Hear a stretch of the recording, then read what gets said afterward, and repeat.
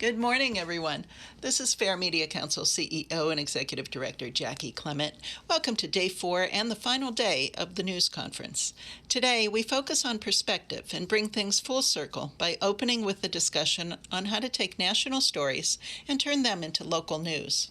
And then we move to a visual storytelling session on everyday climate change happening to our planet right now.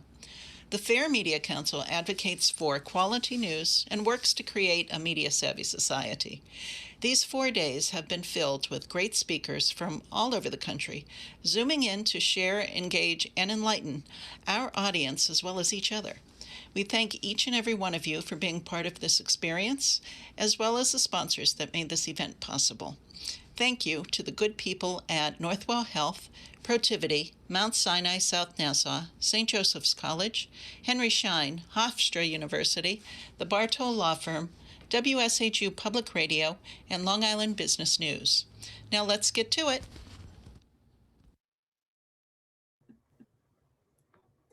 Good morning. My name is Brianne Letta, and I am a student ambassador for the Fair Media Council conferences this week and a journalism student at Stony Brook University. Please feel free to use the hashtag FMCPower if you post about the conference on social media. Storytelling is empowering.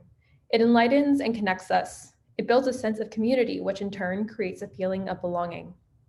In this session, some of the best storytellers in the New York metro area provide insight into how they take major issues and turn them into stories that are relatable and relevant to our lives. This is an important session for organizations and advocates to attend and gain an understanding of how news stories are chosen and created. Featuring WCBS News Radio anchor Steve Scott, WSHU Public Radio News Director Terry Sheridan, and Long Island Business News Editor and Associate Publisher Joe Dowd. This panel is moderated by Walter Middlebrook, Foster Professor of Practice at Donald P. Belisario College of Communications at Pennsylvania State University. Good morning, Walter. Hi. Sorry. Good morning. And thank you, Brianne, for that great introduction. I've got these great panelists with me here, and I think we're going to have a great conversation. And I'm so looking forward to hear these thoughts from across the spectrums here. I've got two. In fact, the idea that you guys would bring your backgrounds of broadcast and print to the table, I'm hoping will help all of us figure out much better perspective on getting ready for the future. So I wanted to start the conversation off today, basically with following the lineup of what the conference is all about, and just ask this simple question. What is storytelling in the wake of reporting today from your perspectives? And let's start off with Joe, because you're representing the print side, and I'm going to be a little biased for a few minutes here. Go for it. Well, print is still fun, because writers get a chance to write and have a little bit more time to explore certain subjects. If you were to ask me that simple question, I would say that storytelling is still vital to our industry, and that in an age where there is information everywhere being shot at you from every possible platform, I think that what sets top journalists apart is that they are still reporting. And from that reporting, they bring about great storytelling. And in order to do that, you have to be engaged. You got to be in the community, a challenge in the age of COVID. But you got to be aware of what's going on nationally, even internationally, in order to bring back those great stories that resonate locally with a big national and international, if necessary, flair. So I think the key to it is great reporting. Thank you. Terry, you want to bring it in from a perspective of broadcasting? How does that work? Well, I would say that storytelling, and I agree with Joe, it's obviously the backbone, the foundation of everything that we do is the reporting and is the facts. But then it is the storytelling that makes us relevant to our audience.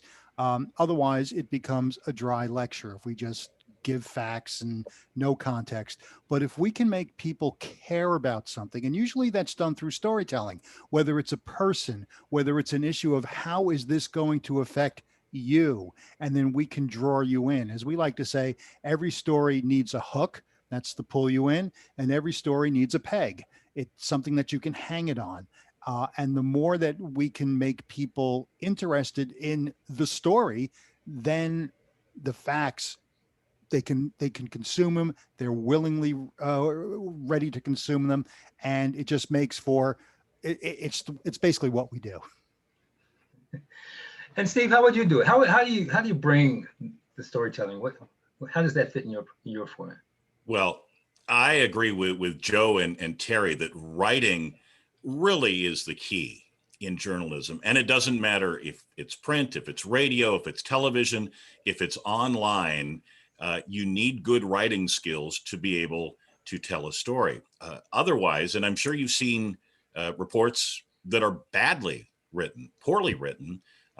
It's just a bunch of words strung together. In broadcasting, we try to string together thoughts and phrases. And I'm really excited to see my friend Terry here, who through his career in radio news, I've always thought was a great writer and a great storyteller who, in radio, we don't have pictures like they have in television. And, you need to write to tell the story. Terry was great at that. It's something that we all, I think, in broadcast journalism work at, especially in radio, where you don't have the pictures. In print or online, you may have some photos to support. In radio, you have sound bites, but you really need to write and craft your thoughts to tell a story. You're not talking at your audience, you're talking with your audience. And so I really think that writing is the key. Interesting. And I'm going to follow up on that with Terry too, because you mentioned the point of the tricks of the trade here, and I'm just wondering, are there some tricks to storytelling that you would give our audience that would be instrumental in how we tell stories? Well, I would say that two ways to answer that question. One is the actual going back to the writing, and my motto, and Brianne, who introduced us, was a student of mine.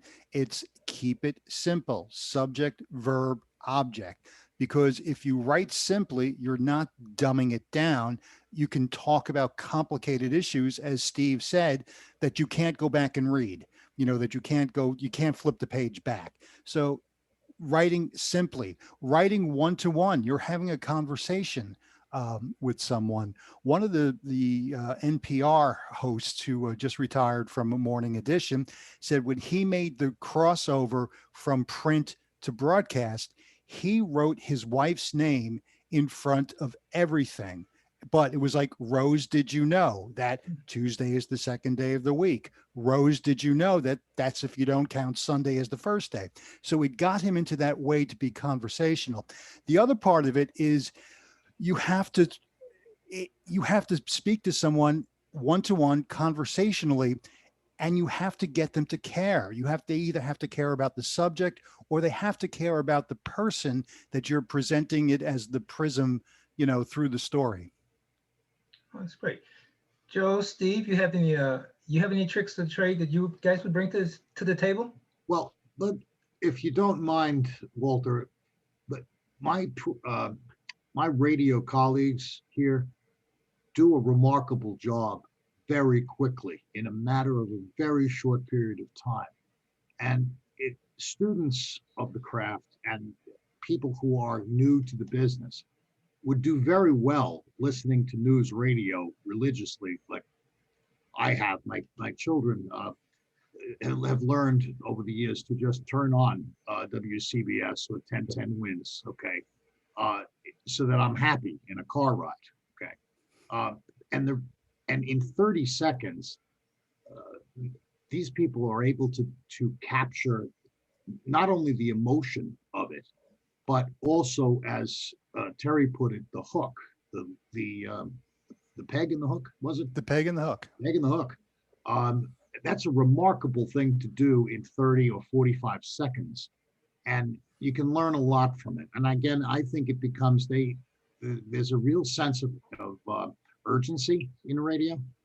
And that urgency comes through in their writing and in their reporting. And I think print can learn a lot about that in its first 100 words in stories. That there should be urgency, there should be passion, and there should be people, if possible, but it should be human. It need not be a recitation of the government jargon or the facts. Sometimes the facts do get, in fact, in the way of a good story.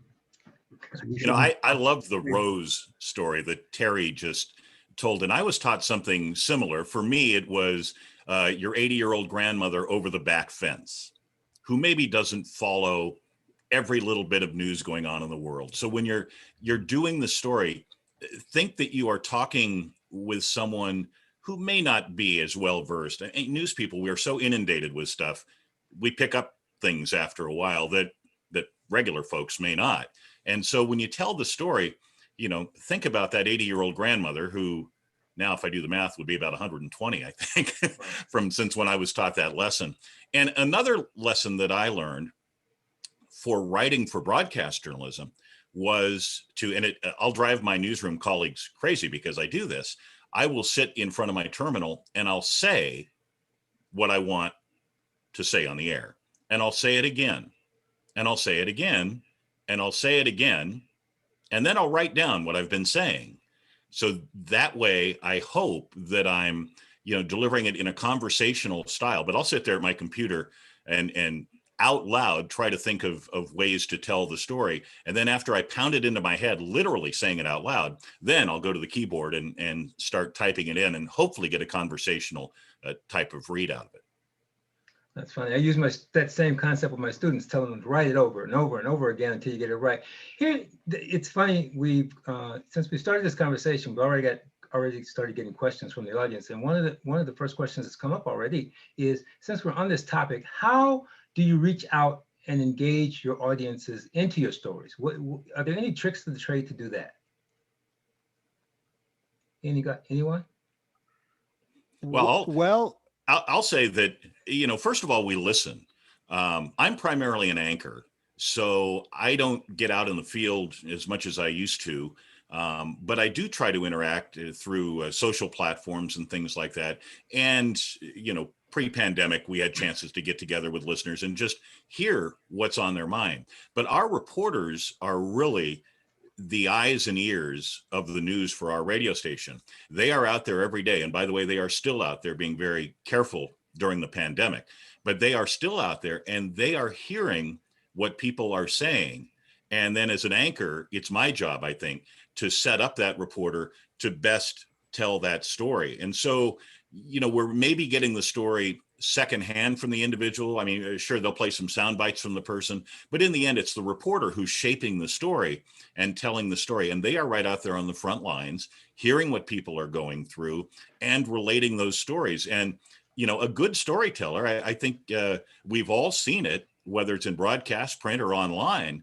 A good story and a good storyteller can bring tears to your eyes or have you nodding your head or have you shaking your head in sadness or disgust as you read or hear a story. And so really it's those people out there on the front lines talking to those. And then it's in return, we are talking back with them, telling their stories. One of the things that's changed in the past years, at least for us, is that we're trying to do more actual outreach through various apps. Hearken and Voice come to mind, in which we will put out to our listeners, we are thinking about talking about this subject. What would you like to know about that? Or if it's about police reform in Nassau and Suffolk County, what are the issues that you want? So we're getting feedback more in that way. But I agree with Steve. It's what the reporters are hearing. But the big thing that we're trying to work around now, and it's something that I have my perspective because of who I am. But I don't know other perspectives, you know, from different communities, whether they're communities of color, different sexes, different gender identities. So we need to bring those people in to the conversation so that I know that we know that we're addressing all the issues as they go on, that I'm just not seeing it through my blinders. Joe, do you have do you throw any challenges? I mean, special challenges being in the print industry, engaging the audience? I mean, the audio guys have a much easier, the people calling in and exchanging like that. How does it work for print? I think it's sources more than it is general public. So in other words, it's people who, in my experience in print over the years, has been, it's a source-driven kind of industry, um, where we've tried to do man on the street kind of stories and reactions, and over the years they just didn't work. That's basically the truth. And a lot of times what you had was 3 or 4 opinions, of random opinions of people who were not quite as informed as the kinds of sources you might want. It's a reaction, but it's not necessarily something that drives the actual content. Now that should not sound elitist. That's not what I'm saying. But a lot of times it turned out to be a waste of time. There was a whole movement in the 90s that that's what we were going to do. We were going to get the common man's opinion in the newspaper. I think a better way to get the so-called regular or the common person's opinions in the paper is to find out what they really know and turn them into a source. And in order to do that, these people have expertise in all sorts of things that their strict opinion on a political matter may not matter, but their opinion on what's going on locally might be vital to our news report. And just to make it more specific, in business, a lot of people in business, Long Island Business News is a business-oriented paper. But what LIBN has to try to strive to do is to find the small business owner or the entrepreneur or the guy who runs the factory with 500 people in it and find out what his or her issues are, because that's where the big stories are. So it's not his opinion on the general status of the economy that matters. It's his specific knowledge of how his business fits into a bigger picture in the economy. That's the kind of sourcing or the reporting that has to take place, in my mind, to drive the conversation forward. I've never been a big fan of man on the street type interviews. I don't know many journalists who are fans of that, except for maybe assignment editors and other editors, because it's easy to try to get reaction. But the reporters often don't like doing it. Maybe it's cold, maybe it's raining. So the first 4 people they find, they get the reaction, it gets edited together and put into the piece. Well, what if the first 4 people they find are, 50-something white guys? Mm-hmm.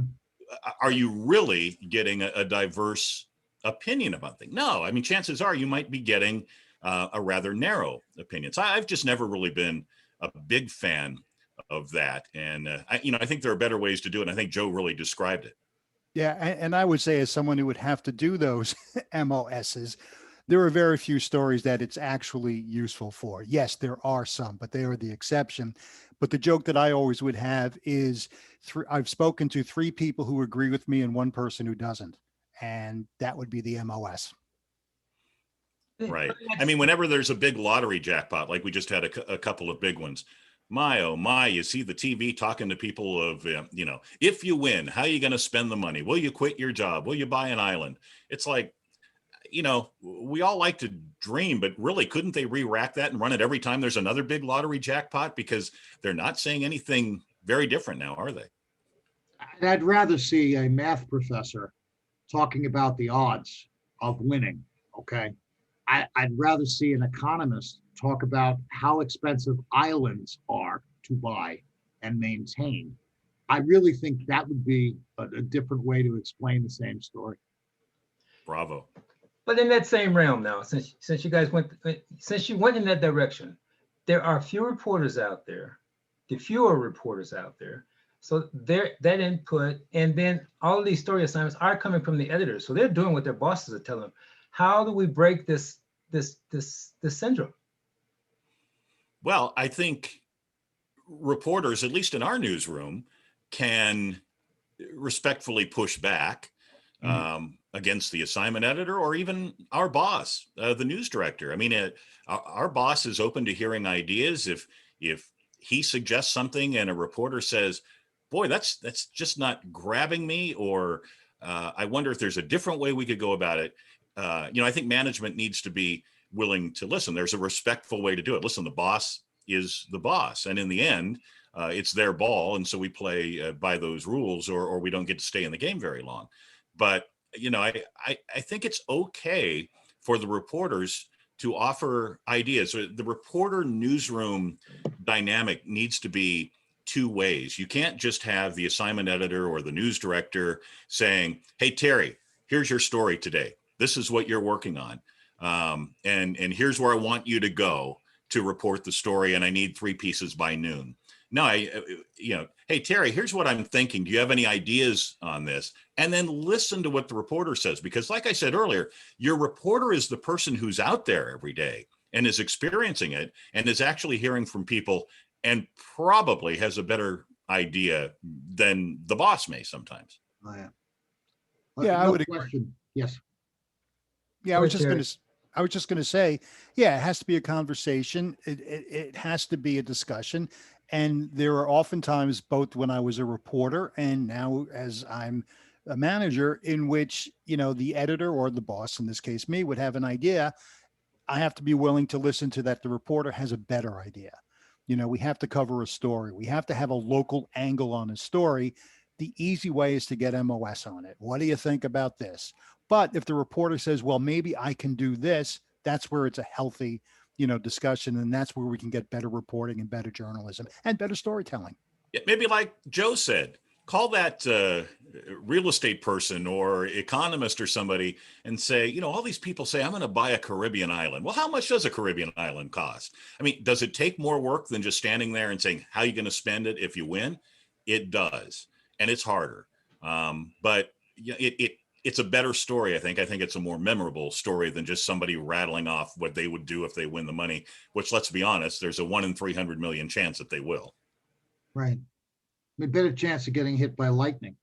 But, speaking of lightning, I think there are great stories out there on that mainstream journalists miss sometimes or get in on the game late simply because there's not a system in place to find better stories, more powerful tales. If you'll indulge me, I got a text from my 27-year-old daughter who reads Reddit about 3 nights ago and says to me, "What are you doing about the GameStop story?" And I said, "What GameStop story?"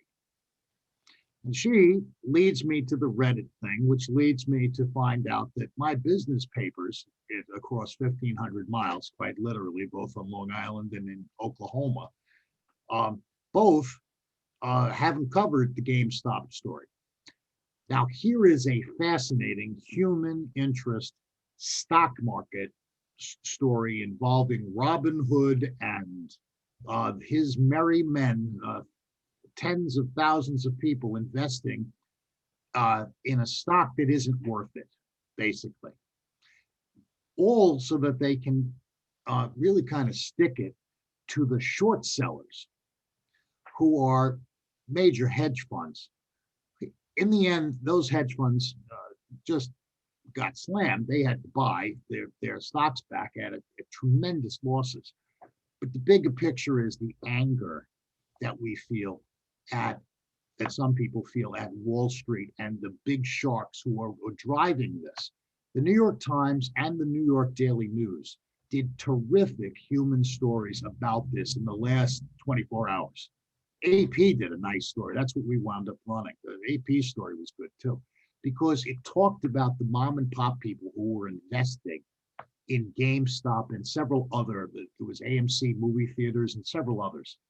And what they were doing was basically saying, these things are part of my life. I believe in this stuff, no matter what the Wall Street fundamentals say about this. And they were going to buy, they're going to buy $100 worth or $1,000 worth or $1,800 worth. They were taking the savings and basically propping up stocks that by Wall Street standards should be killed and be eaten like so many sharks coming around a bunch of bluefish. Okay. Well, the humanity of that story is what made it so fascinating. And all reporters had to do was basically figure out what a shorting a stock was, what a hedge fund was. They needed to get into it if they didn't know, and tell the story from that human aspect. That brings up a good point, though. Your daughter doesn't bring that up to you. You know, how do you find out about that story? How does the community get stories to you guys? How does the community, the man on the street, bring a story to the forefront in operations like yours? Well, I Anyone? mean, to me, I engage sources. Though both my daughters have are my sources, but so are students that I've had over the years that still contact me. That's the younger crowd. I have a middle crowd that talks to me about uh, the same thing. They give me tips. If we're talking about the communities that are out there on Long Island, my expectation is all they got to do is reach out to me. And if they, particularly on Long Island, if it's not a public relations firm or a national public relations firm, they should get to know me. The audience needs to understand I work a lot, and so do my colleagues. We work 10 and 12-hour days all the time. And I just feel as if all they got to do is do what we do, network. We need them to reach out to us. If smaller segmented communities, minority communities, people with special access to grind, they need to reach out and talk to us. And because we're all ears, we would love to have something less than routine. The routine that we cover is everywhere and just dull, frankly. It's dull. And we love to have new stories and new ideas. But the key is we can't read people's minds. So that means we need to engage with them and they need to engage with us to make that effort. But Terry, I'm going to follow up on that. I from the street, I think most people don't feel they have that open line to you guys. Does it really exist? It does exist, but I agree with Joe, and I think that people don't think that they can. But it's, and I think radio is in a position different from print and or television, is that because people think of us as their friend. If they're listening to us, they can picture me, they can picture Steve, even though I found out they have a wrong picture, but they feel that there's a friend. So if there's a tip, they feel that they can give it to us. So we do get tips. One tip that we got this week that we're working on, still working on to follow up on, is various vaccination sites. You know, towards the end of the day, if they have vaccine that's going to go bad, you can people are telling us you just show up and they'll give it to you. So again, we hear that people do reach out. We try and probably don't do as good a job as we should, but we try to reach out to people. Hey, contact us, whether it's putting a survey on the web, whether it is, reaching out and asking questions on social media, whether it's using Harkin or Voicer. We try to make it so people feel that they can reach out to us. Professor, if I could, I get a lot of emails sent to me. I'm an anchor. I'm not the assignment person, but I do have some say in stories. I can pitch stories or interviews that I find interesting. And if we have any marketing or PR or communications people who might be joining us right now, just all I ask is that they use some common sense. If there is an insurrection going on at the Capitol, don't be sending me an email right in the middle of that about the favorite chocolates for Valentine's Day. I know that maybe you pre-time your emails to come at certain times, but you need to work harder at it than that. Don't just hit send. I make it a practice, and I get a lot of email pitches. Some are okay. Most are something that we wouldn't cover on WCBS. I have a rule that if it says, "Hi, Steve," or "Dear Steve," I will actually open it up and take a look.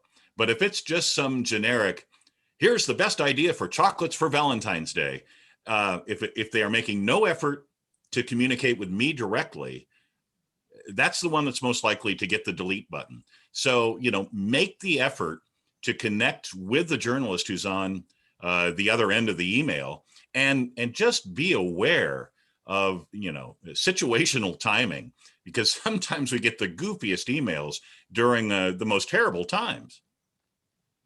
Now that you bring the story of stories up and subject matter, let's use this moment to look to the future. This 2021, what are going to be the big stories nationally that you think we, the media, should be looking at for this year? Trying to survive. Everybody trying to literally survive the year. I mean, the pandemic is not going away.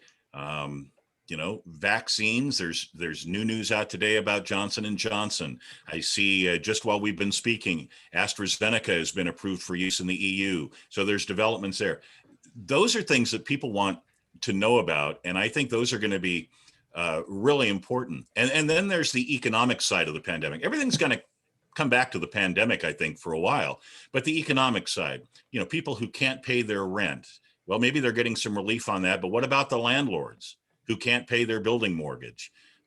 Restaurants, we've heard about that. People who have simply lost their jobs and are in dire straits.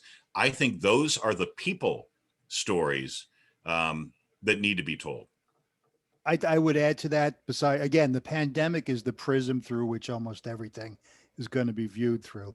The other stories is that this nation is incredibly divided, and how that plays out over the next week, month, year is anybody's guess. And then the other thing is we still have to deal with issues of diversity, equity, and inclusion throughout the year. So building on to what Steve said, I think that those are the 4 areas that we'll be looking at. But then again, if you would go back a year ago today and you would tell us that this is where we would be now, I would have just shaken my head and said, no way. Right. Joe, did we miss anything in terms of the 2021 story? If I could just the refine economy is probably.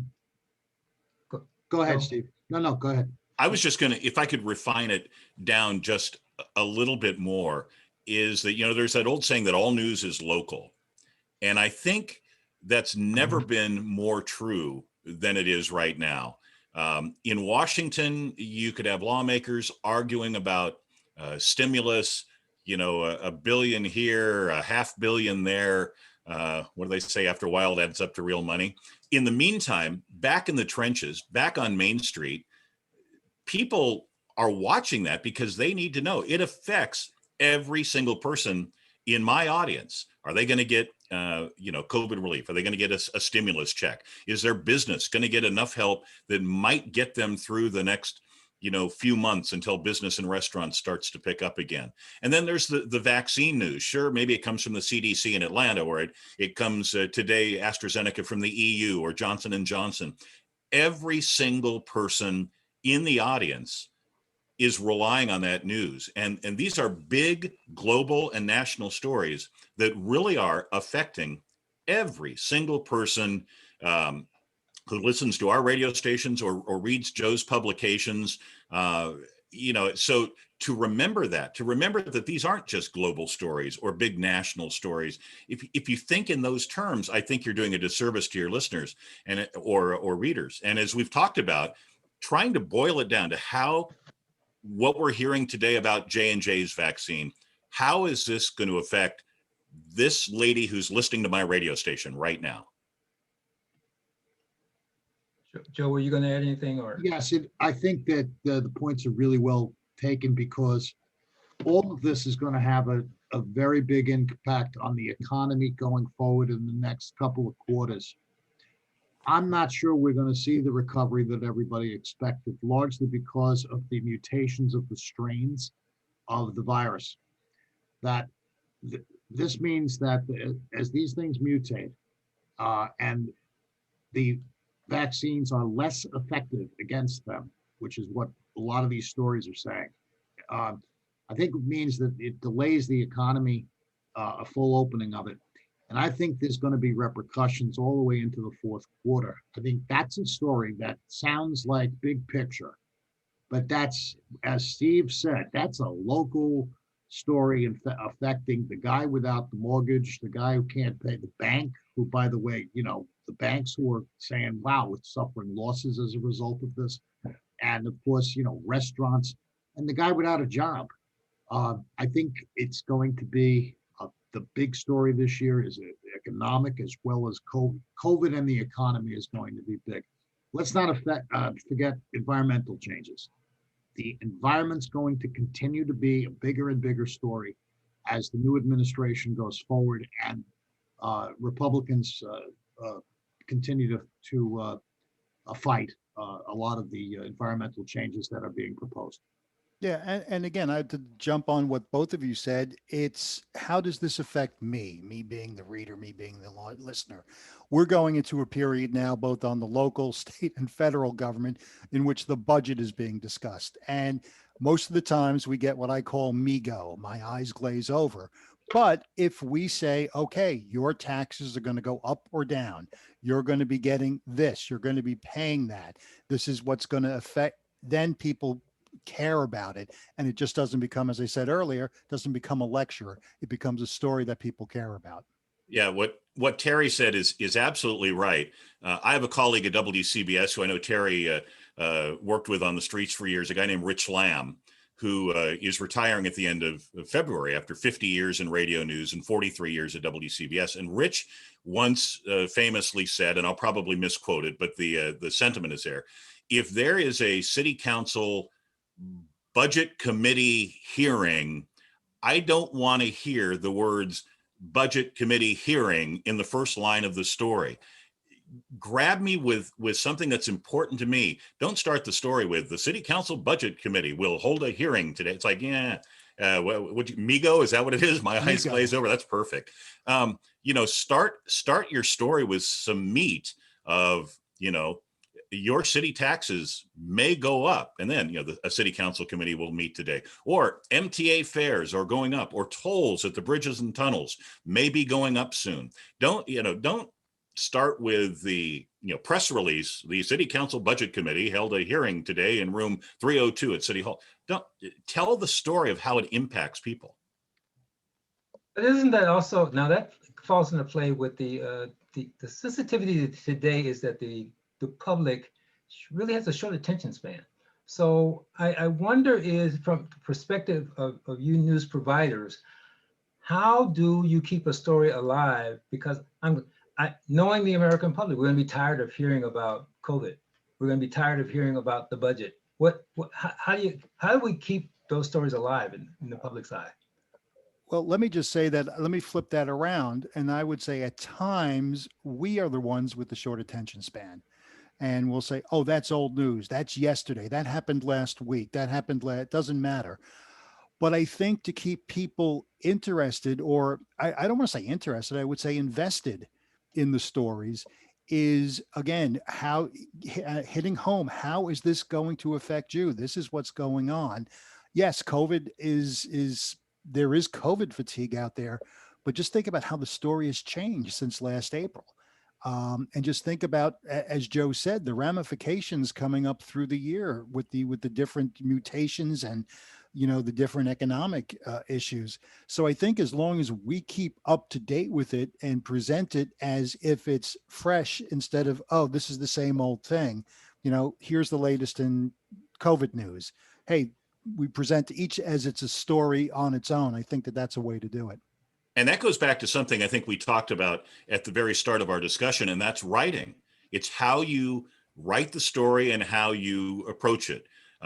If you write it as it's fresh news, and we just talked about, there's a couple of new vaccine developments today. These weren't on the 11 o'clock news last night. These are new as of this morning, just happening right now. So if we approach it that way, please don't jolt it with breaking news, because that, I think, is Migo. My eyes glaze over. But, write it as if it is what it is. It's fresh information about the important story that is affecting every person in the audience.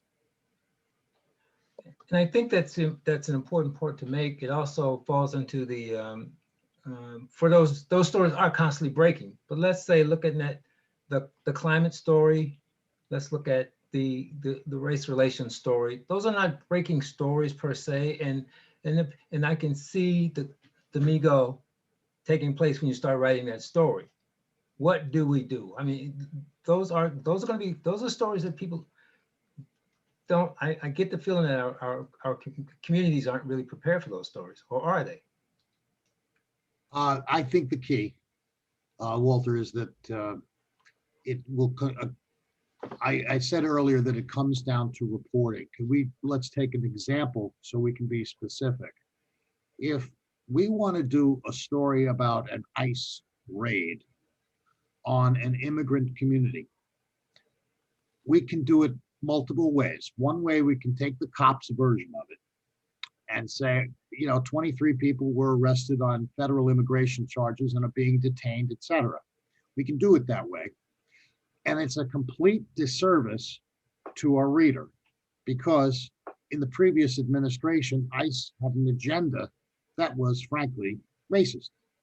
We can all agree on that if we're, being objective about it. So here's a way to do it and grabbing an audience that is much larger and much more sophisticated and much more in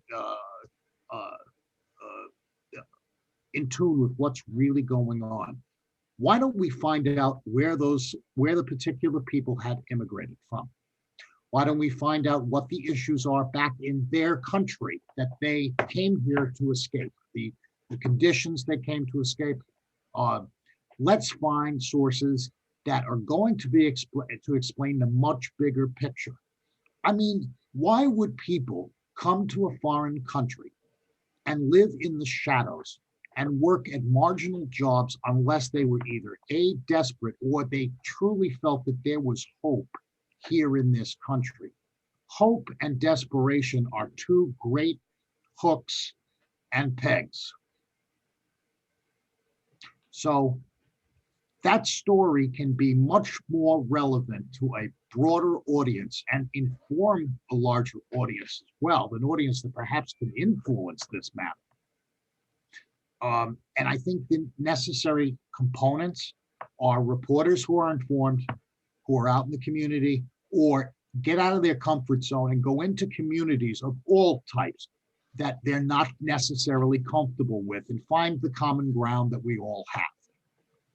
I think that's key to all of this. And we need editors who are going to say, you know what, maybe we ought to get out of our comfort zone on this, okay? And let's do something different and not worry so much about this particular story or this news cycle. Let's take the big picture approach, because after all, that's what we went into the business to do. I think one of the things also, Walter, is, and we'll go to the climate story, for instance, is it's twofold, because we still have a significant portion of the population that don't believe the climate is changing, or don't believe that it's caused by man-made, human-made. So on the one hand, we have to work to educate on that, but on the other hand, we also have to look at the solutions, because the train is coming. We see the light, at the end of the tunnel, and it's the train. So we have to make sure that we're doing steps now to, prepare for that. What does that look like? I don't know. That's something we're looking at. On Long Island, Suffolk County, we have agriculture, we have, the rising sea level. What does that look like? But there's also another part in which we have to constantly educate that this is coming, that it's not a fake news. It's not, I hate that term, but it's not fake news. It's real. And that raises a good point, because I was just getting ready to go to that point. With this great divide in our country, and this apparent total distrust of media today, how do you each think we should be approaching that from the perspective of the media, and dealing with the fact that no one trusts you anymore? I'll volunteer this. Pete King, the former congressman from Long Island, was telling me his story. We were talking about journalists and not being very popular, and members of Congress not being very popular. And Pete put it this way, and I thought it was really interesting. A lot of people don't like the media. A lot of people don't like the Congress. However, they will defend their local reporter, their local journalist. Hey, you know what? I don't trust the media, but that guy who does the news in the morning on WCBS, I think he's okay. I think he's okay. The lady who does the news at 11 p.m. on my favorite TV station, she's good.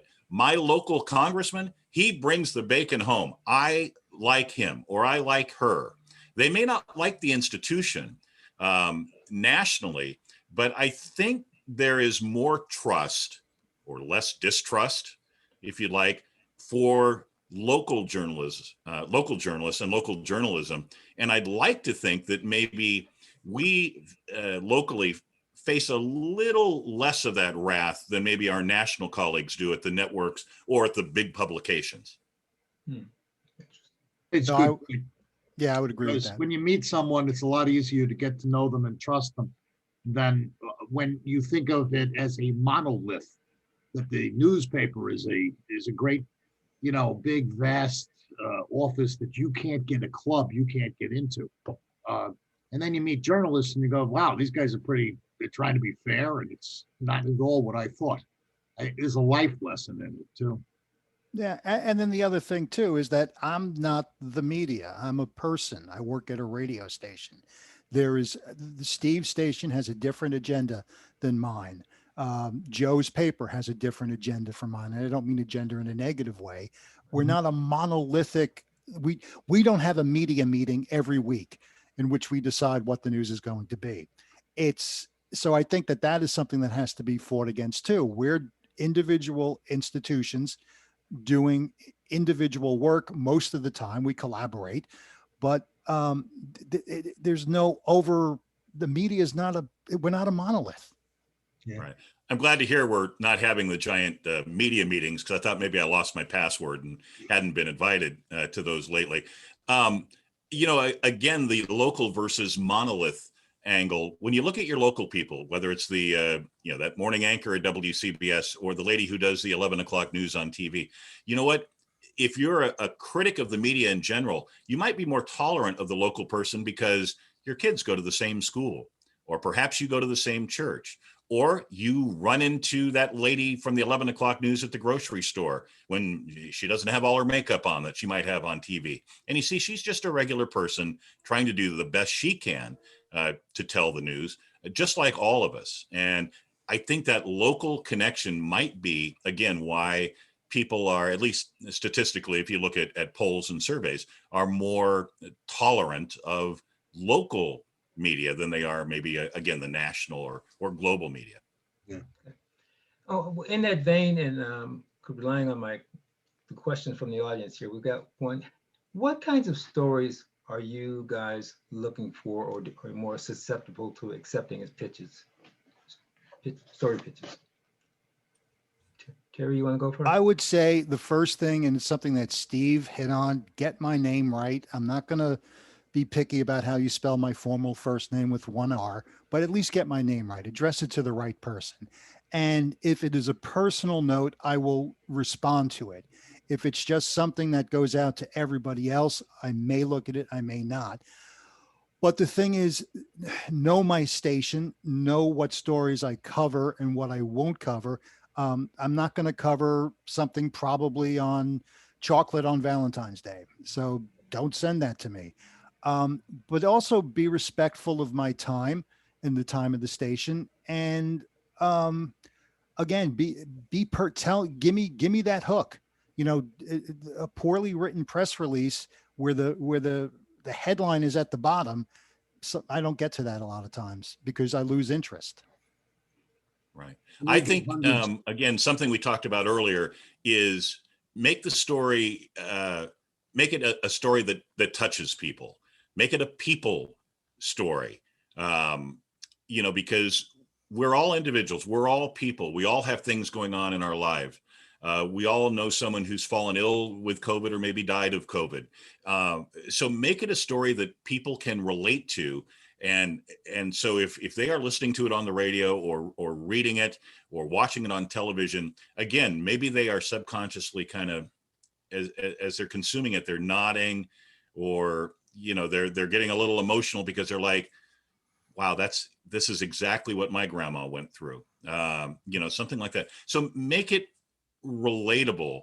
And if you are a person who is pitching a story, take ownership of the pitch. Don't, as Terry said, don't just hit a blast and send it out to everybody. Take ownership of it, and you have to hook me, because that delete button is real inviting and real easy to hit. So, as I read the first line of the story, make me want to stick with it. Yeah. And there's like simple rules that they teach journalists in college, that stick with them for their whole lives. Is it new? Is it fresh? Is it a first? Is it local? And is it important? If you could put that in the first graph, or better yet, if you could find a way to get it in the subject line of an email, we are much more prone to read through it and make a decision on whether or not we can cover it or not. New, fresh, first. Now, today, all that's new. Conflict, impact, all those other things that are in the list. I have to apologize. I think my connection went down for a minute.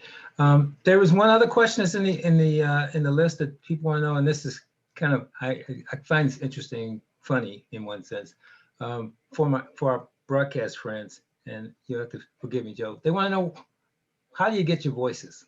How do you get a radio voice? For me, it's camels and scotch. No. I don't know.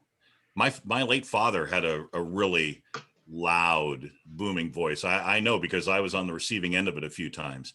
And so for me, it just kind of happened. I mean, I certainly sound different than I did when I started in radio 40 years ago, but that's just maturing and being more comfortable and just getting older. But I want to preface all that by saying, for radio, it's what you say and how you say it that's more important than the tonal quality or the volume. And I'm a projector, as you might be able to tell.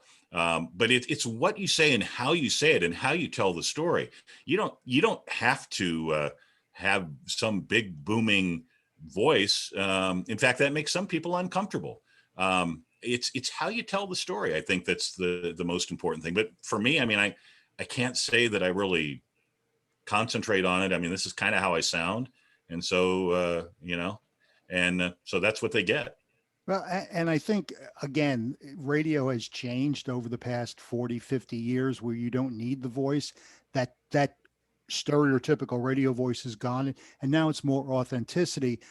I mean, for me personally, this has been my voice. I'm from Queens. I did have an accent. I do have an accent. It still comes out. I'm grateful that my wife's name is Joyce and not Jeaner or Linder, because that still works. But, that was something that I worked on, was my accent. And then my voice is just my natural voice. I find this fascinating because obviously I have not lost my New York accent. Okay.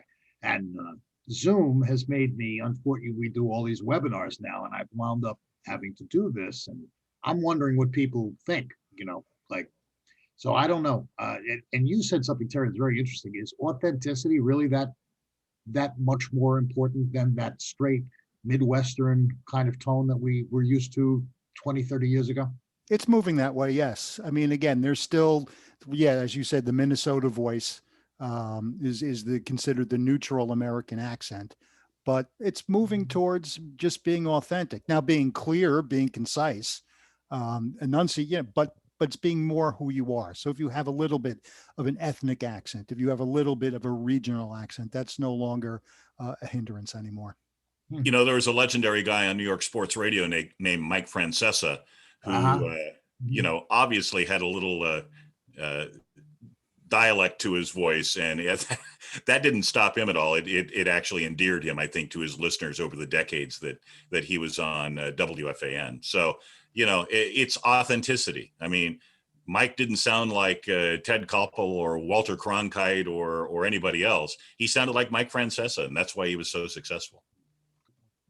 So while we're on the subject of media, and one more question I think that we'll delve into, there is a concern in the community about bias in reporting and perceptions of a reporter objectivity, and any thoughts on that? Is there such a thing, or how do we address that these days? I would say this, and this is something that I also teach at Stony Brook, and this is something I teach the students and teach, or try to impart to the staff at WSHU. We all have our biases, each and every one on this call. Um, I was born in a working class neighborhood in Queens. My father was a postman. Everyone else on the blocks, their father was cops or firemen. So I view the world through that lens. Also going to parochial school.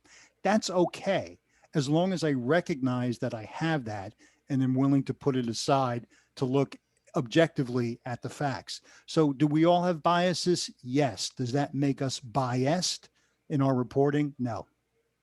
Agreed. We all have biases, whether it's the way we raised or the environment in which we live now. We all have opinions. Journalists have opinions.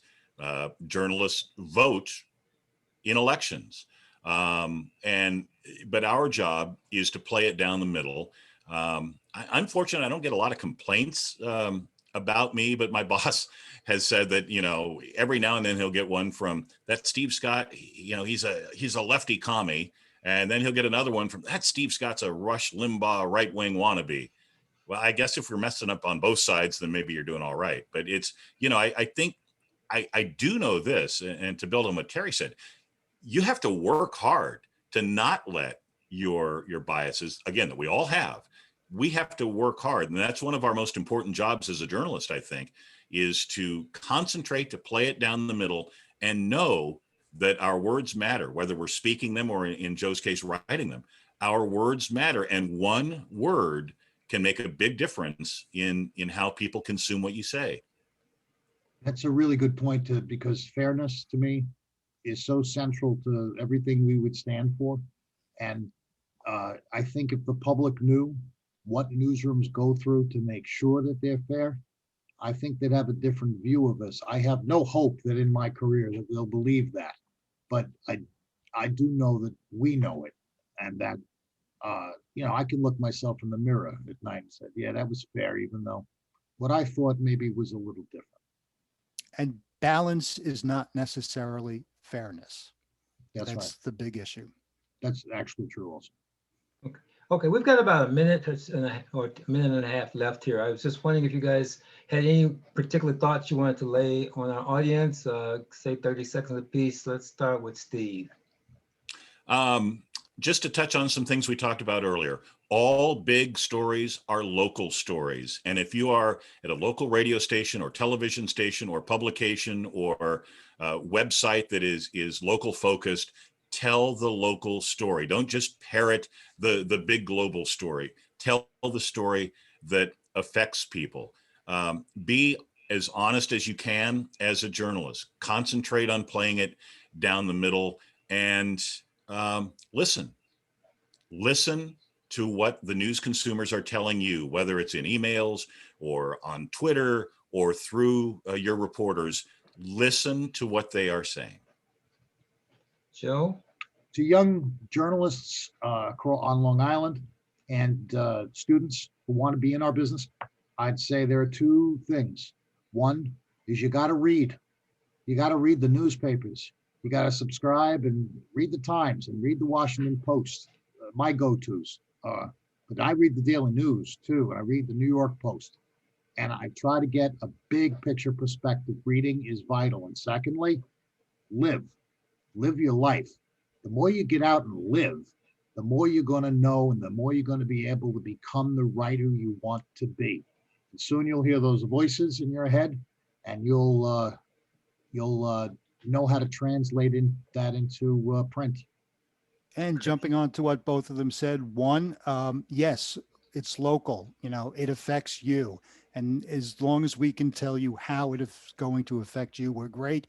Then the other thing is to read, but also read the literature. I heard Pete Hamill once say, he didn't have a file cabinet that was murder, this. He had like Othello. Madam Butterfly, because it's all there. The stories are there. So just read and be up on that. And get out and see the world. Thank you, gentlemen. I appreciate your taking this time. I hope our audience got something out of it. I sure did. And I appreciate your time. I think Brianne was going to kick me off the air sometime now. I don't know if this is the time for it to happen or not, but Well, thank you very much, Walter, for having us on. Thank you. Thank you. All right.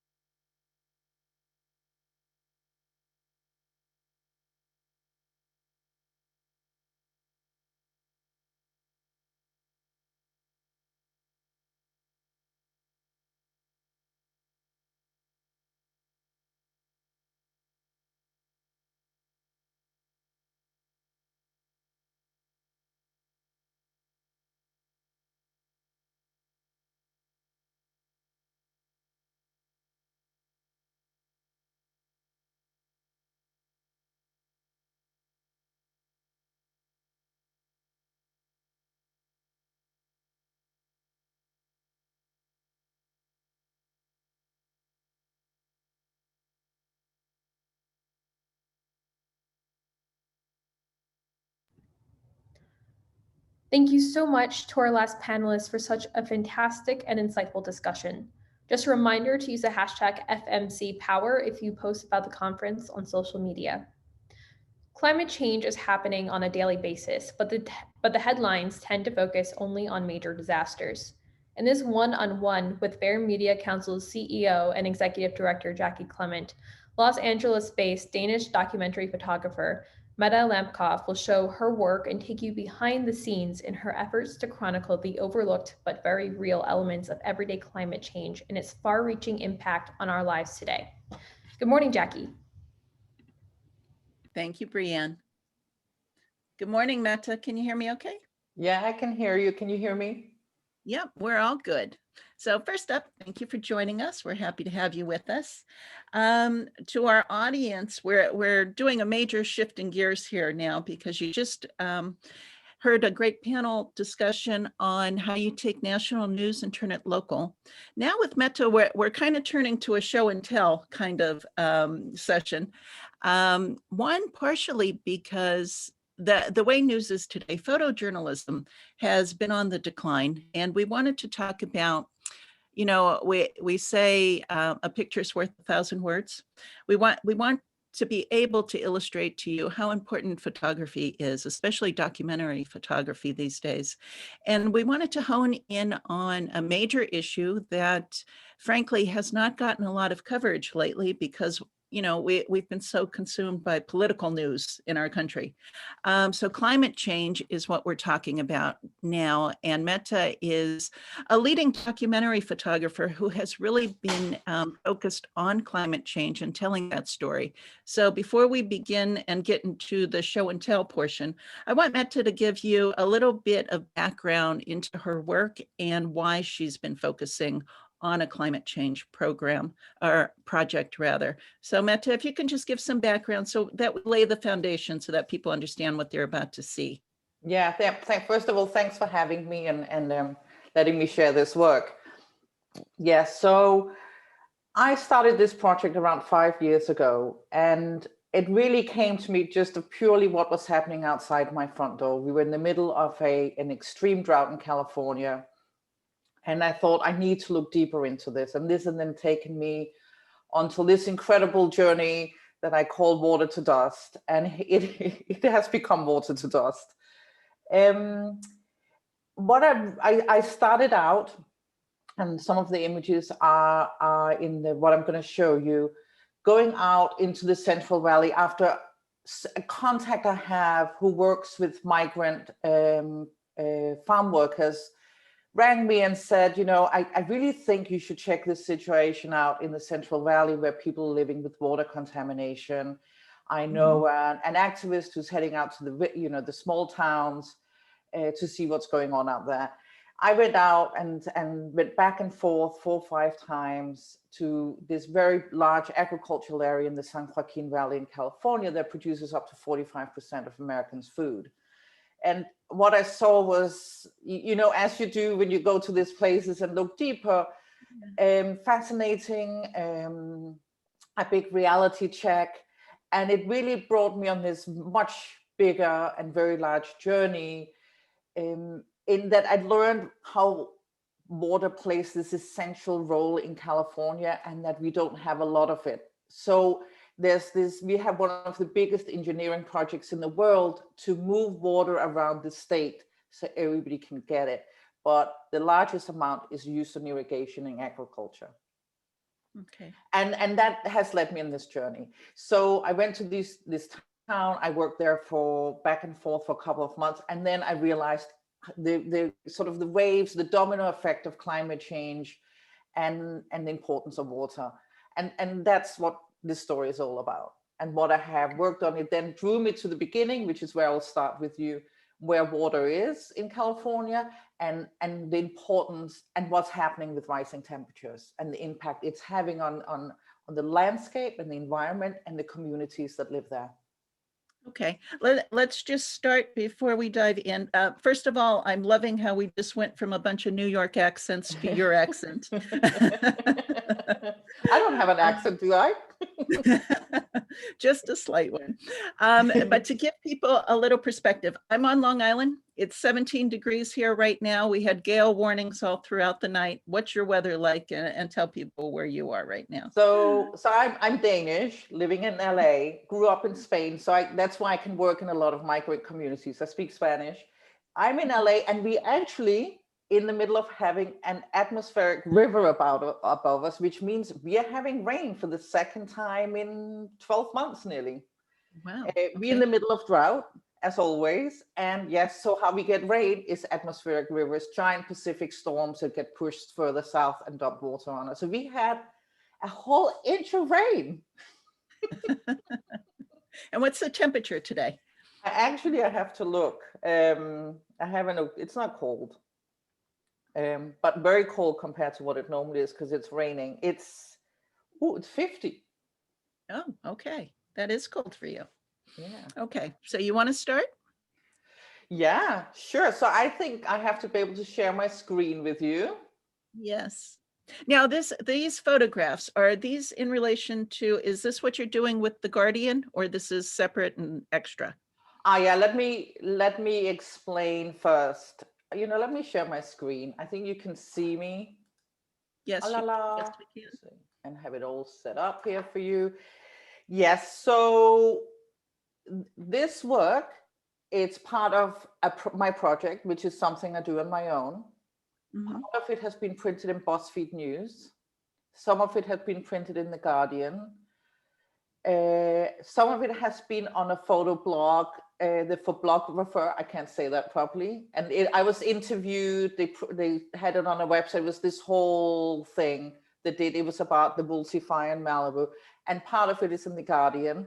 And then something was just printed in Atmos, which is this kind of amazing magazine online platform that really talks about science and climate change. Okay. All right. So it's all been printed. Everything that's except for the very first picture. Okay. Okay. And make sure as you go through this, you tell us where the photos are, and keep in mind, so I'm in New York, so my knowledge of California landscape, talk to me like I'm 5.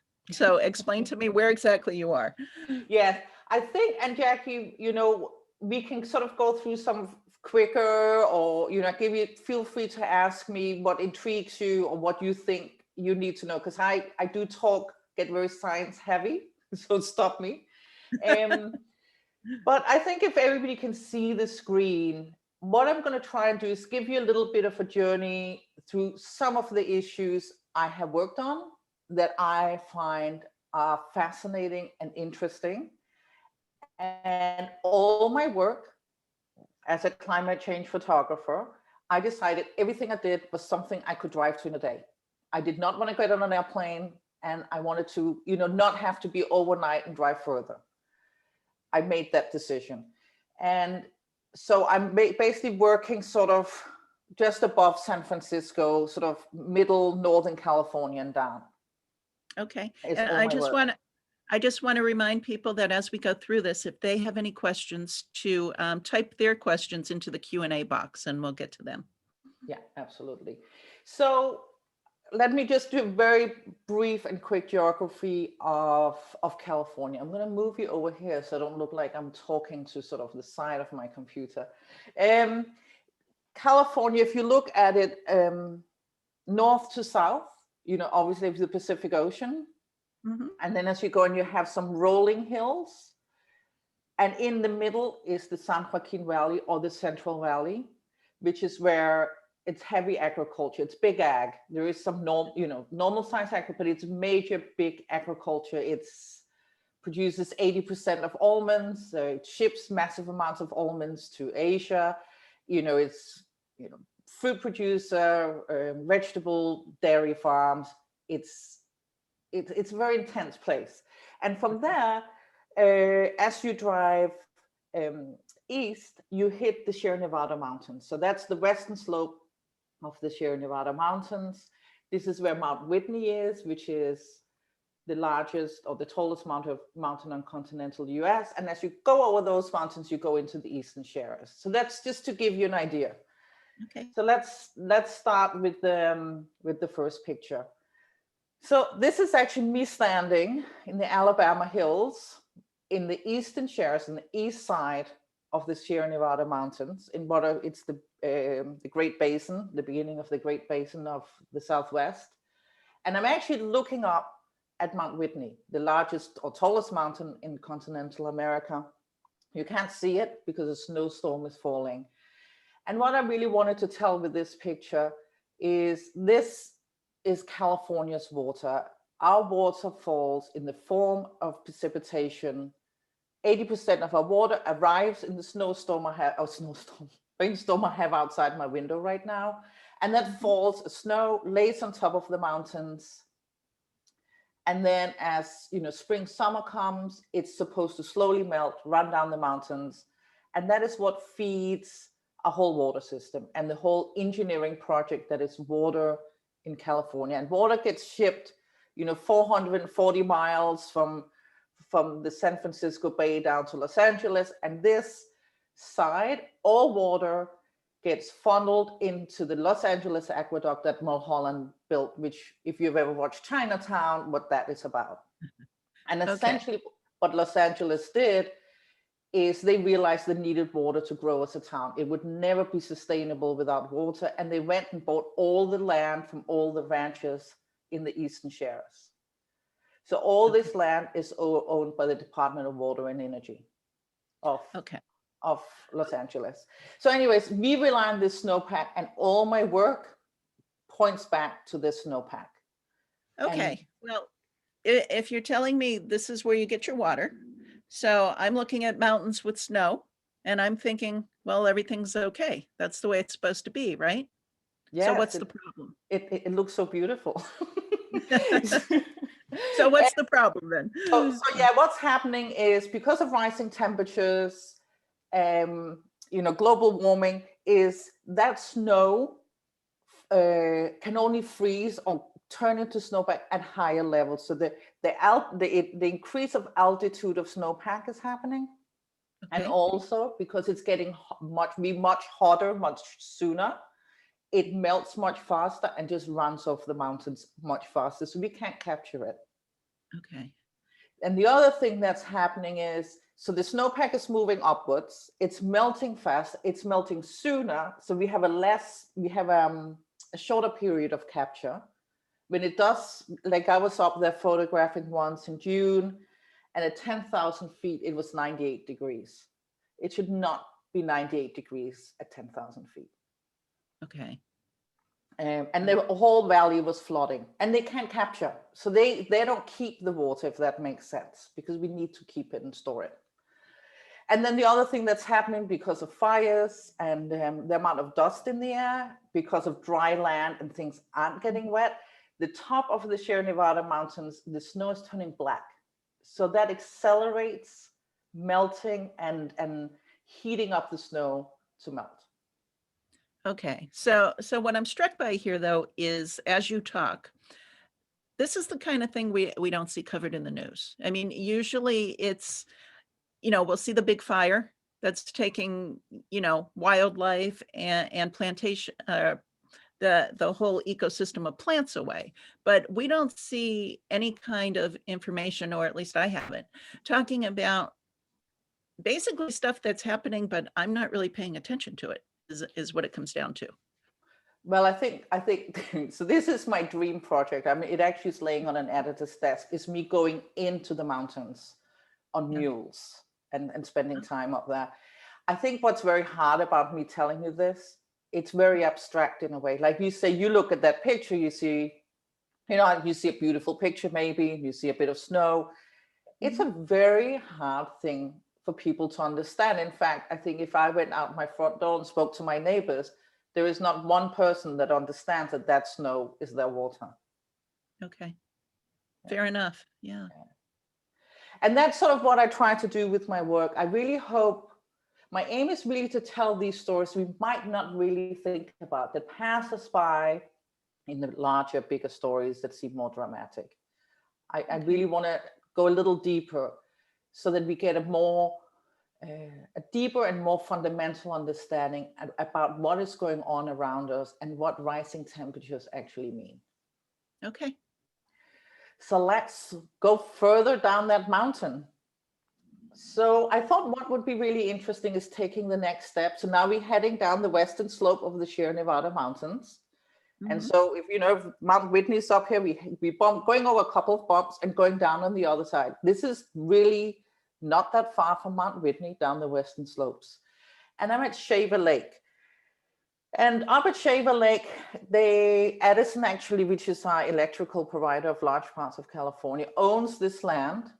And they actually had a very progressive forest management system. And so that is where you understand is all land in California around water is owned by power companies. And I would think that one of the first forests, and I mean Edison and the forest management they ran, I would say they were one of the most progressive in understanding they needed to do prescribed burns. And and so I went up here, and let's go this way. I'm actually forward. Oh, I didn't leave that picture in there. Hold on. No, I didn't.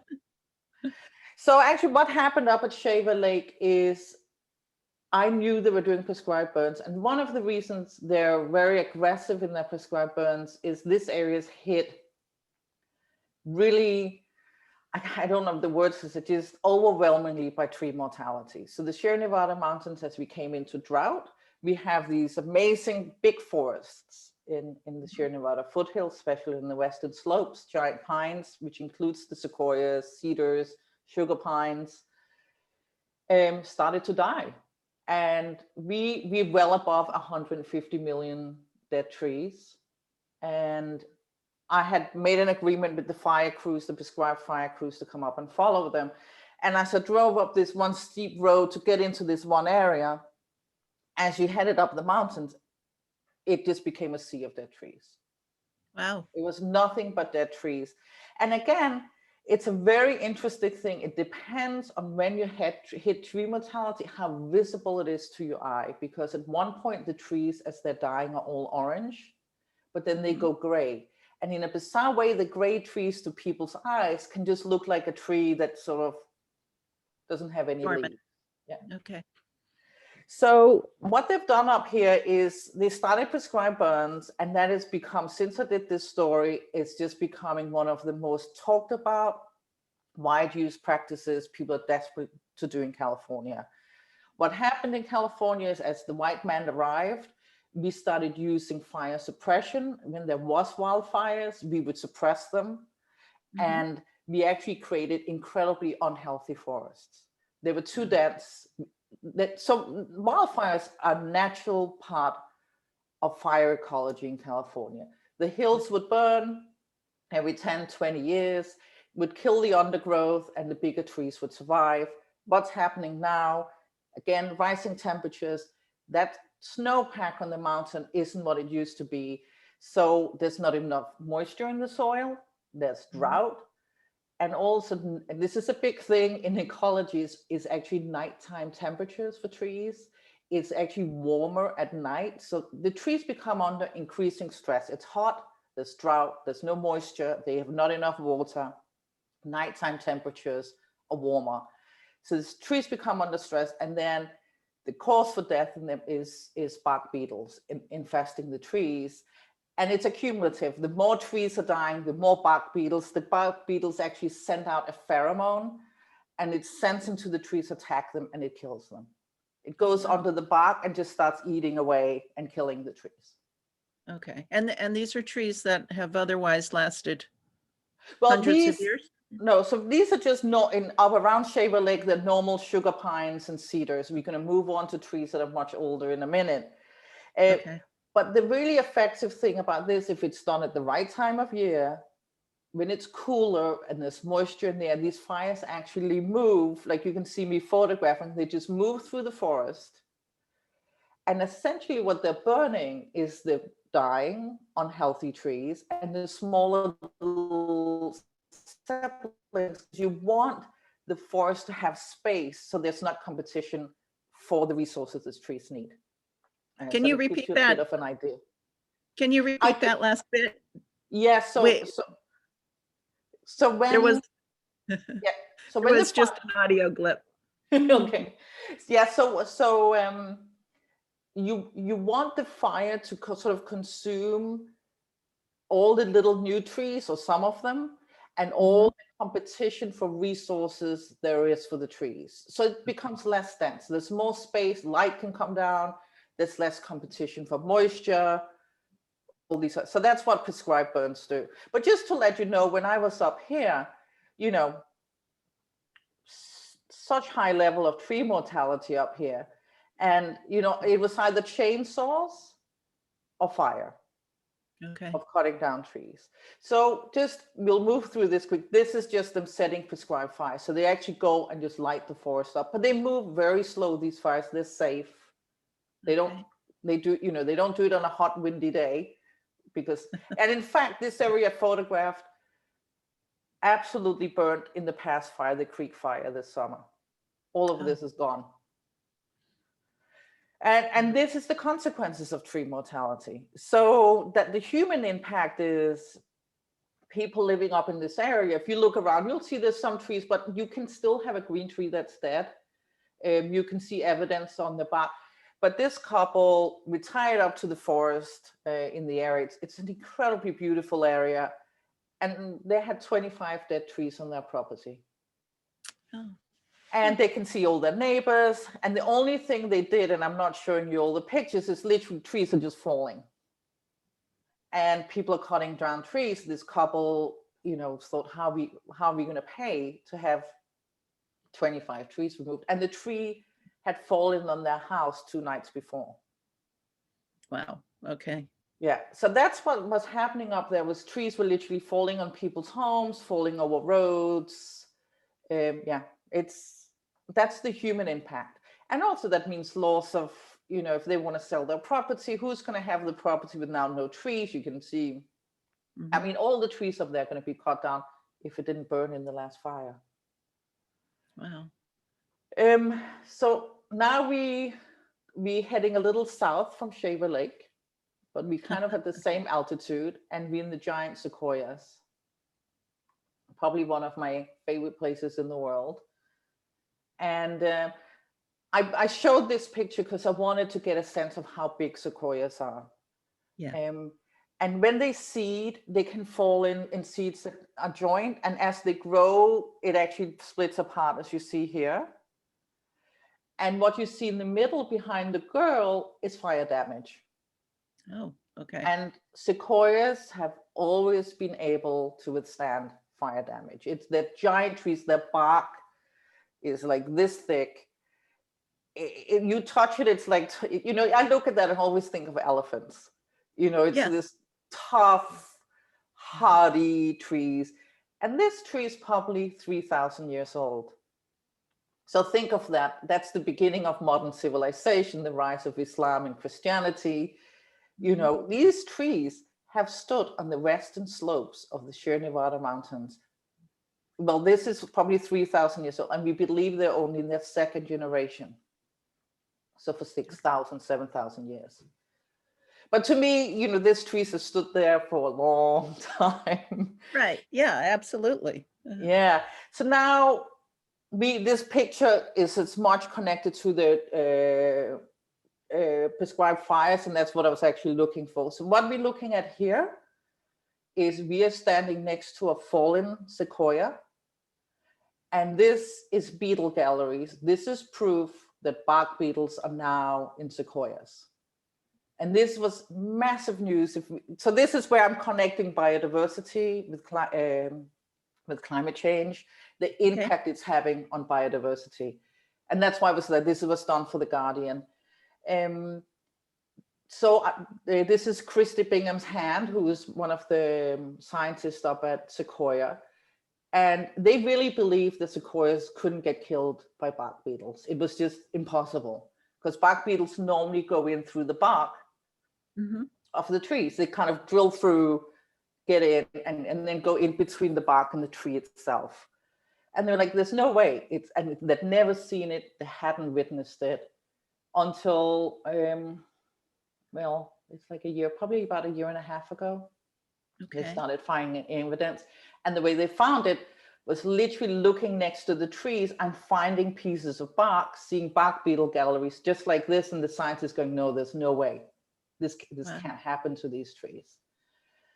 And they then started going into the top of the trees, and they're very tall trees. They're not exactly easy to get to the top of. And I can't remember how tall they are, but they're nearly impossible to photograph, because no matter what I do, they went to the top of them where they're softer, and that's how the bark beetles were getting in. And I think this is massive, because these trees have stood there for thousands of years. They have withstood hundreds of fires.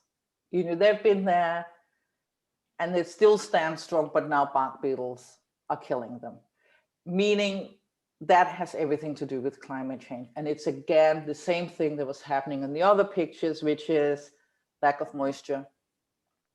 They're becoming under stress from rising temperatures, and they're susceptible to bark beetles. And I think the saddest news is, I just spoke to Christy a couple of weeks ago, is that the last fire, there's a fire that got into Sequoia this summer, like all of California, where, we have millions of acres burning. They believe, she was telling me in the thousands of monarchs have died. Wow. Yeah, because of fires. And they shouldn't die. And it's again here, we see this, sorry, I have something in my eye. We see this sequoia here. It really doesn't look that big, but I'm actually incredibly far away from it. Okay.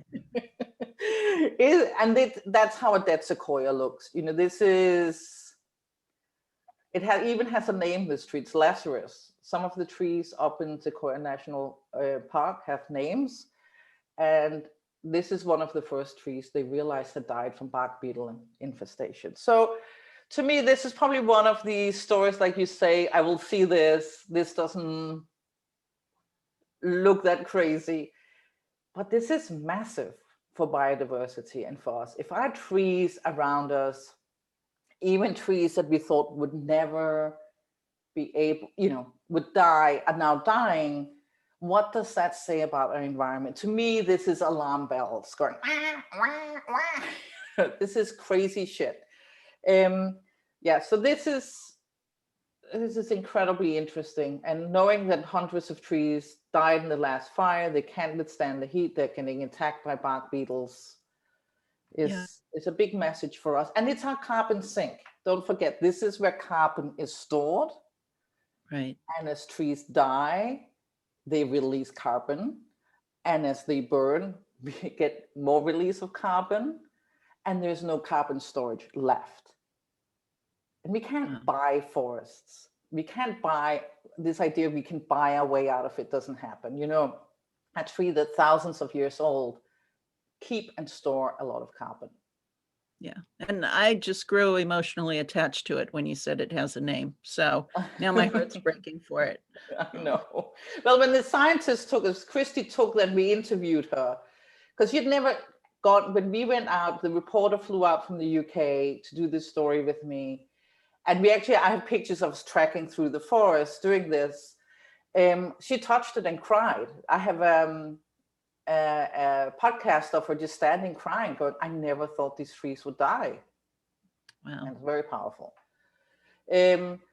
So now I'm down the Central Valley, and this is what moving water looks like in California. So that water that comes off our mountains is essentially trapped through dams and moved through like this. This is the California aqueduct. Mhm. Now, it's not the one that would be, this is the one that goes from the Sacramento San Joaquin Delta, which is the delta up by San Francisco, and moved south down to Los Angeles. But this is how the Central Valley looks in May, 93 degrees, and blue water getting moved through the valley, and this is non-irrigated land. So you get an idea of how it looks here in May. Right. And I think what this picture really shows is this is non-irrigated land, but this area uses the most water in California. Okay. Let's actually go here first. So this is, the aqueduct is literally just behind these guys. What you Okay. just saw. I mean, not that exact area, but the aqueduct is just over here. And they're weeding in a watermelon patch. But that water that we so desperately need, and you can see the trees are dying and the impact that's having. And I also, as I mentioned, large parts of Sequoia National Forest and Park burnt this past summer. And so did the whole area around Shaver Lake, creating, you know, horrible air quality across the state. But here we're using 80% of the water for food production. But at the very same time, people that live in this area, and we rely on migrant labor and mostly Latino communities to do the work here, these very same people can't drink their water because it's poisonous, and that's poisonous due to agriculture. Wow. So when you irrigate a field, you irrigate it with fertilizer in the water. Mhm. And there's also a lot of dairy farms around here, and dairy cows poop a lot, and all that poop gets scooped into different pans, and that the nitrates gets into the water table. And so I'm really connecting also the reality of climate justice here, that Black and brown communities are really hit by rising temperatures. They can't move. You know, they don't can say, oh, well, I'm going to just move somewhere else. That's a little cooler, Yeah. different. That doesn't happen. And these people need, this couple here in the summer can't shower because brown water comes out the tap, if any water at all comes. And I have not included, because, you know, I have thousands of pictures, but I actually have picture of the water pipes going through ditches of dirty, you know, muddy ditches with like garbage in them, and they break open and they just don't run. Yeah. This doesn't sound like it's America. This sounds like places I visited where you know there's no septic systems, or places down in the Yucatan Peninsula, or places like that, as opposed to my country where we're used to just everything being there. You flip a switch, you expect power. You expect clean water when you turn on the faucet. Well, I don't think that's really what happens. I think Obviously, yeah. it depends on who you are and where you live. And that's, you know, you go into the Central Valley, the disparity, the poverty the desperation in there. And these are the people that put food on my plate and your plate. Right. And these communities are vilified, or have been. I hope that will change. But they suffered. Not only do they not have clean water, their water is poisonous in many communities out there. There's such high level of agricultural runoff to pesticides and fertilizer in their water. But not only that, it's one of the most polluted airs in California, and it's a combination of fires in the mountains, all the agriculture moving in trucks, and just bad air getting trapped because it's a valley. So there's high levels of cancer due to all the pesticides and chemicals, high levels of asthma, and contaminated water. Okay. I don't think that's in the travel brochures, right? No. Reasons to visit California. Okay. No. So let's move further down. We're getting towards the end now. This is Malibu after the Woolsey fire. In one of the canyons, the Woolsey fire burned, God, I don't have it was like 89 or 98,000 acres. I used to live in this community, and I moved 3 months before it happened out of fear of fires. So it's very odd. All my friends in the last 3 years have lost their homes. Okay, now explain when these fires begin. How does the fire begin? It often happens due to power lines. Yeah. Okay. I mean, as somebody that doesn't come from America, I gotta be honest. What is it with the power lines in New York? Why aren't they in the ground? I cannot even comprehend it. Like when my mother comes here, she's like, what kind of country is this? Yeah, our power lines aren't in the ground here either, and it's an issue. Let's just leave it at that. And I keep hearing it costs so much, but it's worth it. Get them in the ground. I mean, come on, think long term. Invest in your community and your world around you. So this is just to give you an idea of what land looks like after a fire. I mean, I can look at this picture forever. It blows my mind. Basically in California, it's assumed, and again, every picture literally I've shown you in the mountains, all those areas burnt or have burnt since I've been there, there is a presumption that most of California will turn into grassland because of the amount of fires we have, that the trees will get killed. I don't assume all the trees up in the Sierra Nevada mountains will burn, but if I look at how Malibu looks now, there's a lot of, each time it catches 50%, let's say, of the trees, and if it burns again, it's another 50%. And what happened here, and I think what's so amazing is there's have always been fires out in Malibu, and that has to do with Santa Ana winds, power lines that fall, and I also think some fires are set, like when there's Santa Ana conditions, and then there's other things I'm sure that happens, but it was the power of the winds. Okay. The heat of the day. I mean, this fire happened in November and it was 100 odd degrees. Right. And the winds were going, 40, 60, 70 miles an hour, and 5% humidity, 4% humidity. I mean, the power of this fire, the heat and the movement of it was so extreme that the fire crews couldn't even deal with it. It was a 27-mile flank of fire moving at an incredible speed. Wow. Yeah. I mean, it was on the other side of the valley, I think at 3 or 4 in the morning, and 3-4 hours later, it was in Malibu. And I think that's probably a 25-mile drive or something. Yeah, I would say. So that gives you an idea of how fast it moved. Yeah. And this is Mike standing in what used to be his entrance to his house. Now, when was this taken? How long ago? The fire was just over 2 years ago in November. Okay. And where is Mike now? Mike lives in an apartment just around the corner. I just saw him the other day. I ran into him. Still hasn't rebuilt. He's in his 70s. He built this home himself. And he just, I don't know if he will rebuild. Yeah. I think what I really want people to understand from fires, it's a very complex issue from the science behind them to the reality, but the human impact and what I have seen, Mike and his wife they're not become friends, but I'm close to them. I go and see them. I drive out to Malibu. I let them know. I mean, not lately because of COVID, but I would go up and say hello, and we'll go by. I have pictures of it just being an empty area. Okay. And, and his wife talking about how heartbroken he is. I mean, can you imagine, you're in your 70s, you don't have a home, everything you owned is lost, everything. No, I can't imagine it, actually.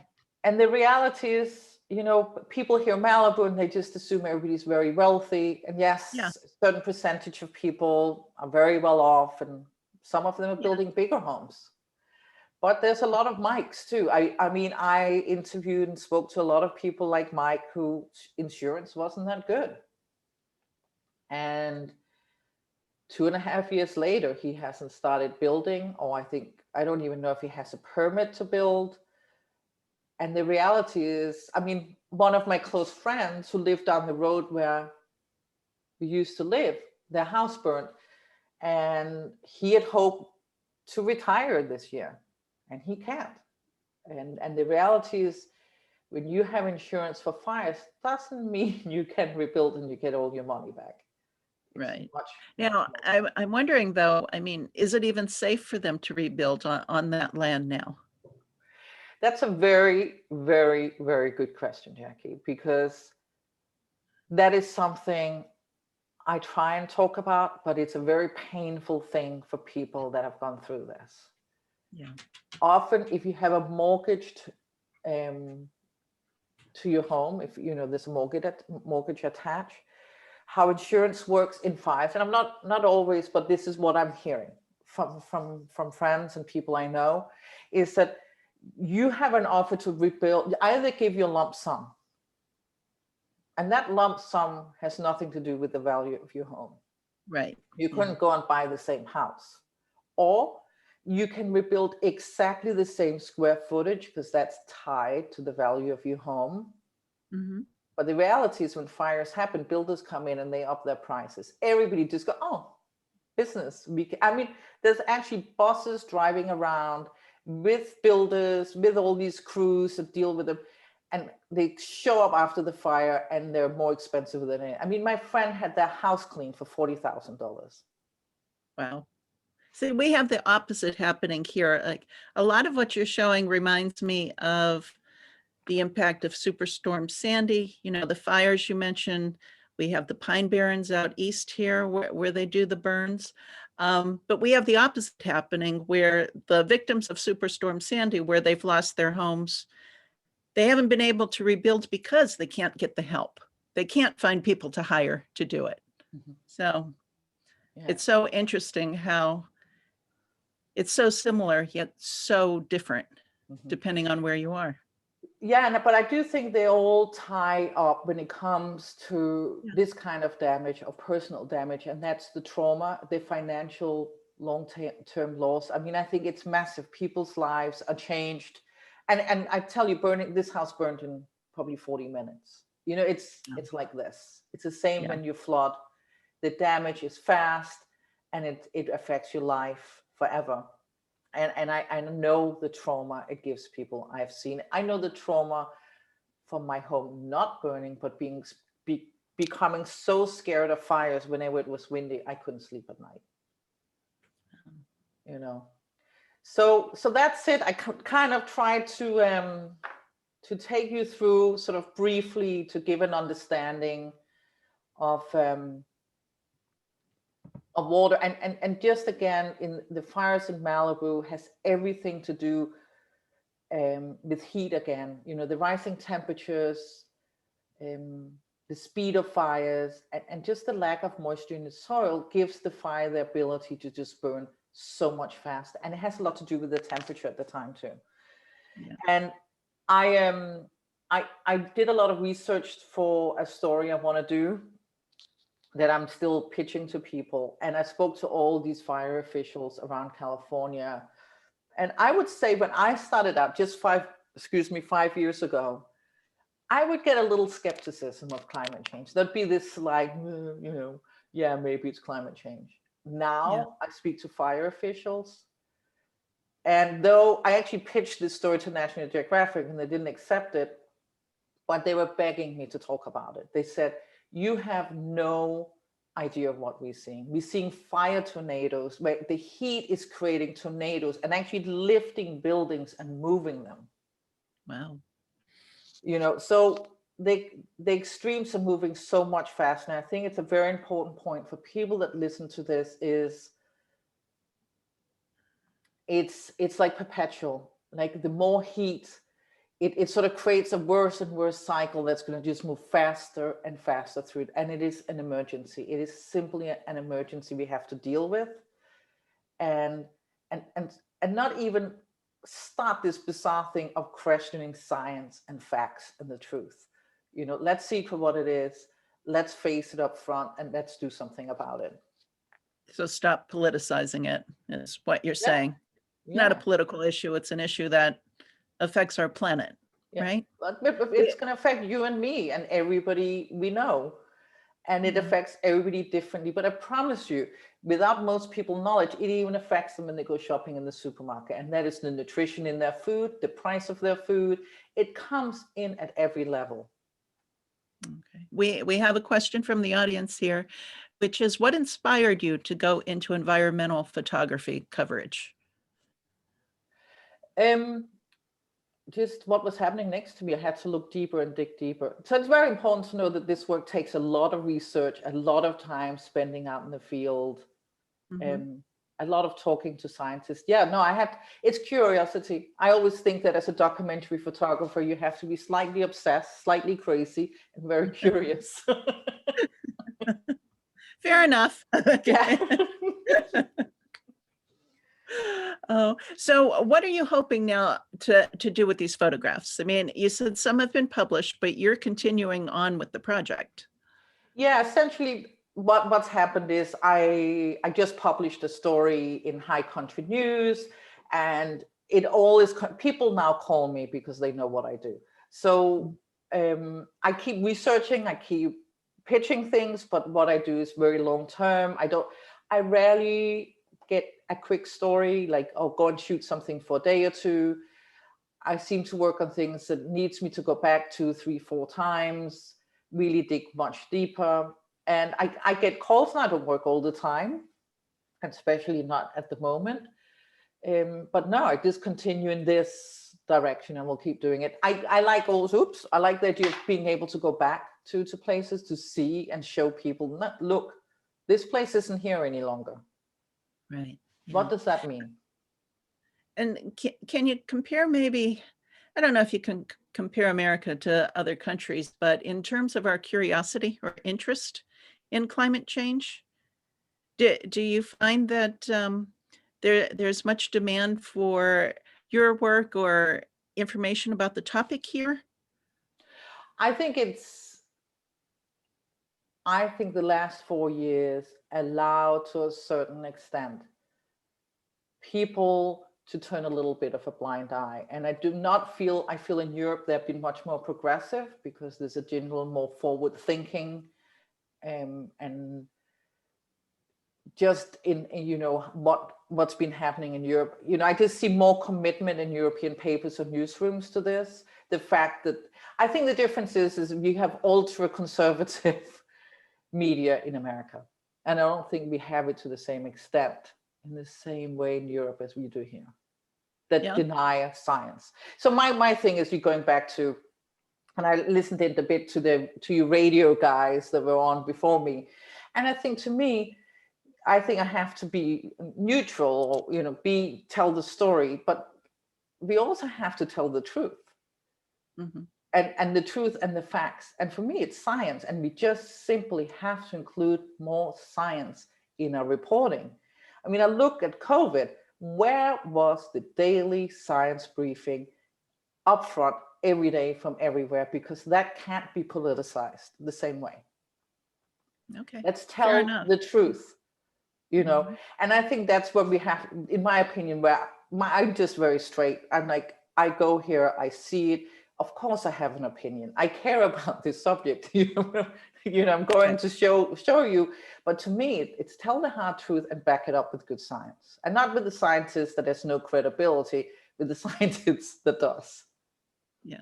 No, and I actually think that is the perfect way to not only close out this session, but the entire 4 days that we've been presenting here, which is just bringing together journalists from all over, different backgrounds, different places, different news outlets that they're representing, and all talking about, the challenge before everyone today is not only telling the story and having the story being heard, but also being believed, because there's so much other stuff out there today. So to be able to sit here and go through your photographs with you, I think it's been wonderful to be able to see firsthand something. Well, for one, it's not something I see every day, but to be able to see it and also to be able to relate to it, even though we're 3,000 miles away, and to be able to say, yeah, that's happening here too. I think it just fully explains just how connected we actually are. And I don't think that comes out in everyday news coverage either. Mhm. So I want to thank you very much for spending this time with us. And, I hope we can rely on you in the future to come back, we'll get some updates from you on how these projects are going, because I found this fascinating. So we really do thank you for your time, Meta. Thank you so much for having me and letting me talk about this. It was great. Thank you so much, Jackie. And thank you for doing this. Oh, you're welcome. And thank you to everyone who's been with us for the past 4 days. I hope you've enjoyed it. We do have other programs coming up in February. We have some on the calendar that are free events. So if you are interested, all you need to do is register. Okay. And anyone is welcome to register. So everyone, thank you very much and take care of yourselves.